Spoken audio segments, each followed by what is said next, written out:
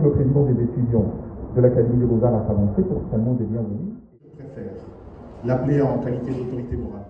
On va cette fois-ci passer un petit moment de chance, mais surtout on va écouter beaucoup plus. Format académique, mais partager cette petite expérience que nous traînons, mais pour parler particulièrement d'une thématique que j'ai essayé de résumer un peu en trois parties ou en trois concepts qui sont liés. Je vais parler du succès, de l'excellence et du management.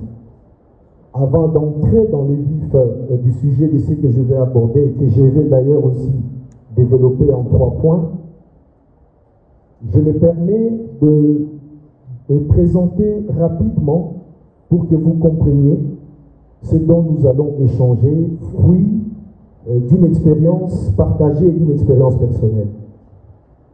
Je suis, comme l'a dit M.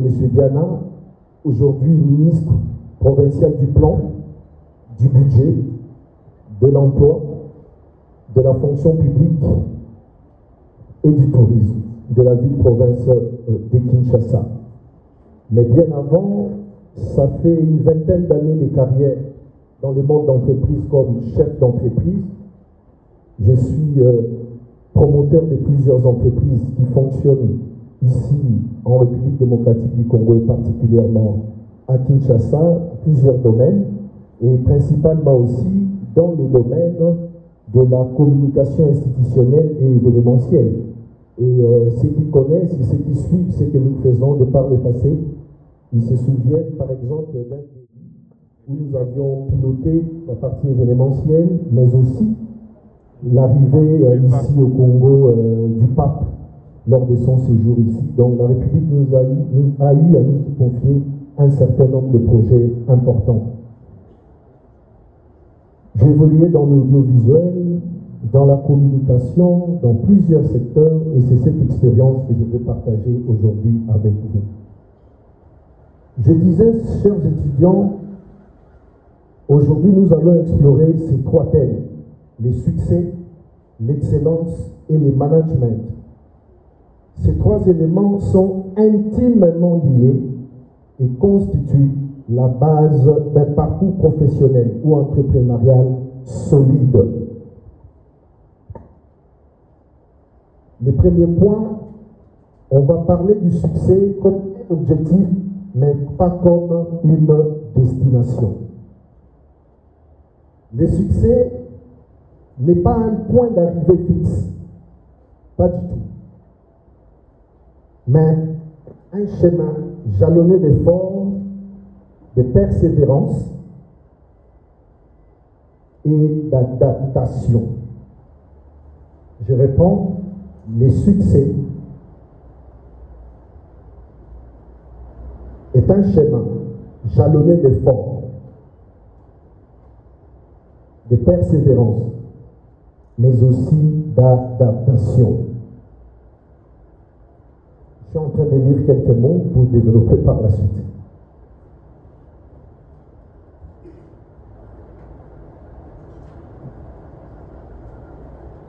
Voilà, donc je retrouvé une partie de mes notes. Donc c'est pour dire, il ne se mesure pas uniquement par la richesse ou la reconnaissance sociale, mais beaucoup plus par notre capacité à créer de la valeur et à impacter positivement son environnement de vie. Et par ces mots, vous comprenez qu'il y a 3 mots importants. La persévérance dans l'effort qui était le premier mot et l'adaptabilité pour prendre les derniers mots. Sans effort, on ne peut pas atteindre le succès. C'est impossible. Et il ne suffit pas simplement de fournir des efforts. Non, c'est la persévérance dans l'effort. Vous pouvez faire des efforts aujourd'hui et vous enlacer demain, vous n'atteindrez jamais, alors jamais les succès. Le succès répond aussi à ces besoins d'adaptabilité. Parce qu'il ne faut pas faire des efforts en vain.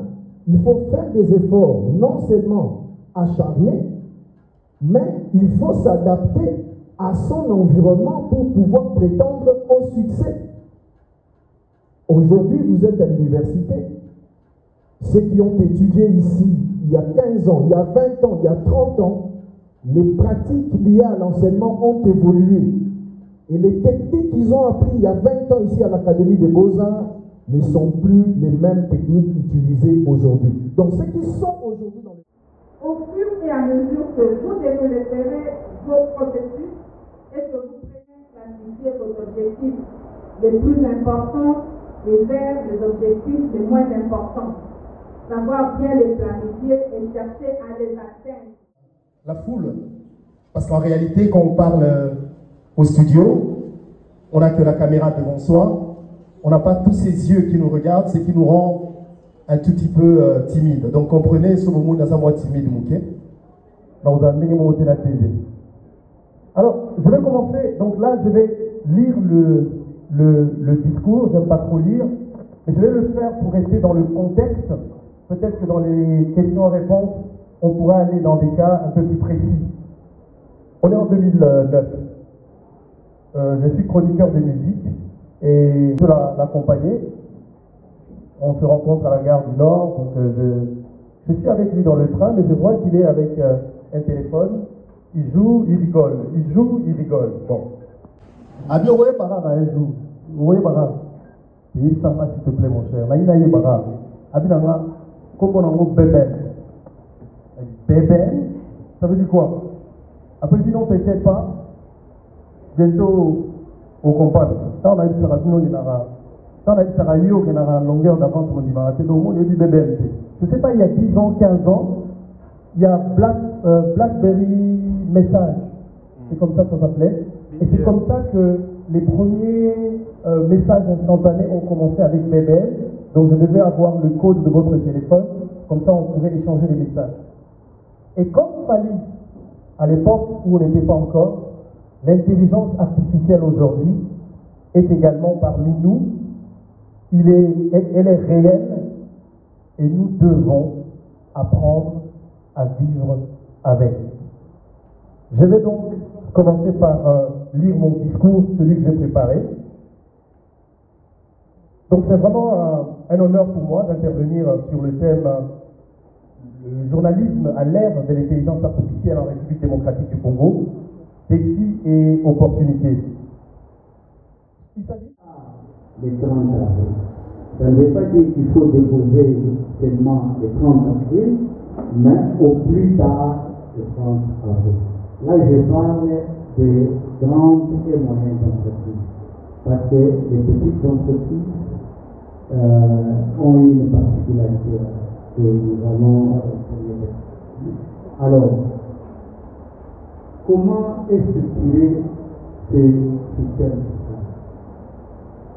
Nous avons ce qu'on appelle des impôts réels, qui sont généralement c'est l'impôt foncier, qui est cédé aux provinces évidemment, et nous avons également l'impôt sur les véhicules, c'est les vignettes, c'est les véhicules dans lesquels vous trouvez également la taxe de circulation routière. Nous avons l'impôt séculaire sur les revenus. Il est constitué essentiellement de l'impôt sur le bénéfice et profit, de l'impôt professionnel sur les rémunérations que nous appelons l'IPR et de l'impôt mobilier. En dehors de ça, nous avons l'impôt qui est indirect. Donc, kitoko oyebi soko obengi moto otuni moto na classe ntango boye namoni mingi bake baétudia na biso soko otuni moto na kitando tribu eza nini akoyebisa yo te ayebi te bao ekolo eza tribu te ekolo ezali place yo obotama babota yo mpe balakisa yo kokola ekolo ndenge moko clan ezali place obotami ezali lokola nkanda ezali place obotami elakisa yo mayele bongo tribu epa na biso eza te naki yakatiri eza te naki olo eza te naki suku mama yo nani mongo na mongo naki tetela biloko eza te bato bayeli biso likambo wana bazali bato bauta mosika mondele pourquoi apesi biso tribu parce que epai na bango na empire romain moto oyo nyonso tu babatisa ye te ayeboloba romain te balobala ye aza barbare donc bango baya boye bakuti biso toloba monoko na biso toloba mongo na biso kitoko toloba kikongo na biso kitoko kiyaka kitoko kipigme kitoko yo olobi o lokola olobaka français te lokola olobaka anglais te azali barbare bango mpe bati biso na moto babindima yango oza barbare bongo sikoyo tribu na ndimi bongo idéologie oyo eza makambo ya tribu tobengi yango tribalisme so babengi yo tribaliste osiliki eloko nini parce que tribu oyo otika donc na tribalisme na tribu nyonso tu tobwaki na mai ezali te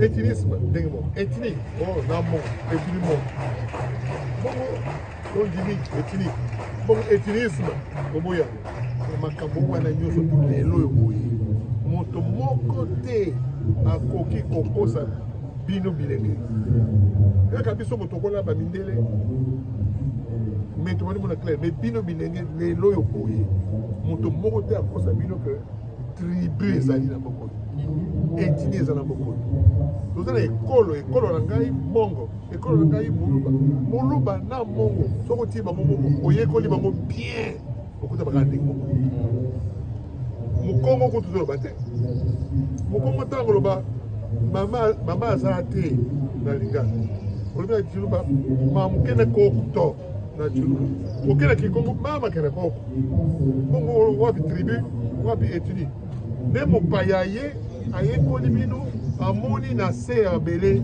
baore bacoltan ye bapetrole batantine abi bon yo kanga biso oyo boye aza muyaka oyo boye aza mokongo oza baennemi ati biso ngo na motu ati biso na motu ye akomi nango na bakongo abi montandu na mondibu baa bato moko te kabati mandoki apesi ya chef batandu mosusu apesa na ndambo ya bandibu abobunda biso mpe bazoba tobundi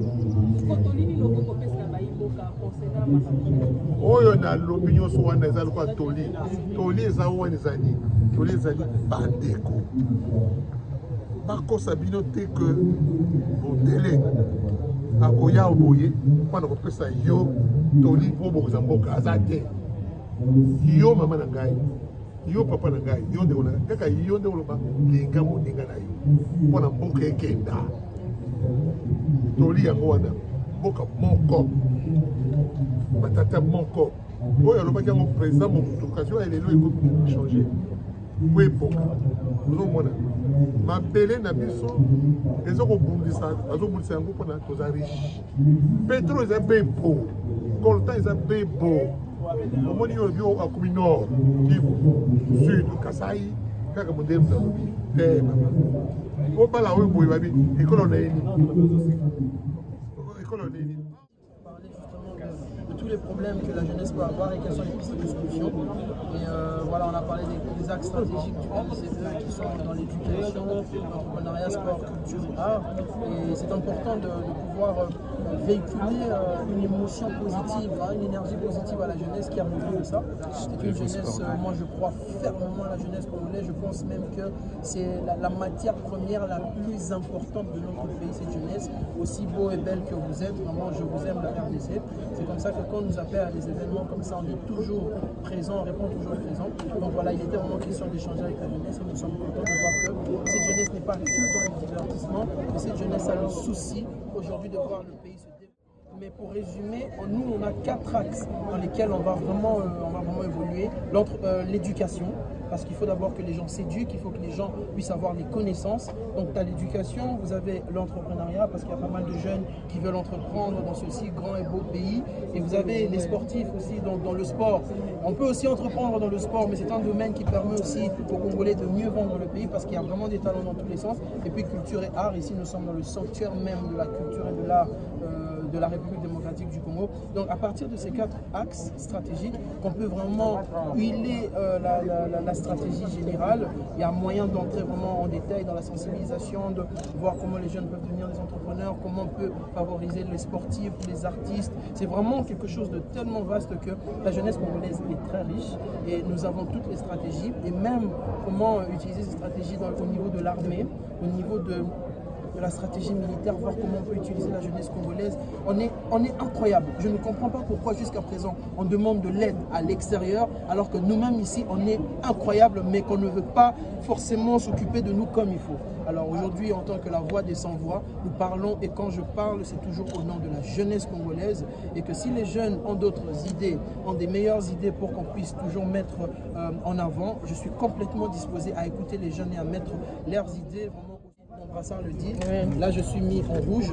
Justement, ce rouge, c'est pour parler de la situation sécuritaire et dire à mes frères qui sont à l'est de la République démocratique du Congo que je pense à eux dans toutes les interventions que je fais, raison pour laquelle je mets ce brassard rouge, et notre pays va retrouver son intégrité et sa souveraineté territoriale, et qu'aucun centimètre de la RDC ne sera cédé, et que ce pays est beau, et c'est notre paradis sur terre, et nous allons faire en sorte que cet enfer puisse se transformer en paradis grâce à la force et à l'implication de chacun de nous.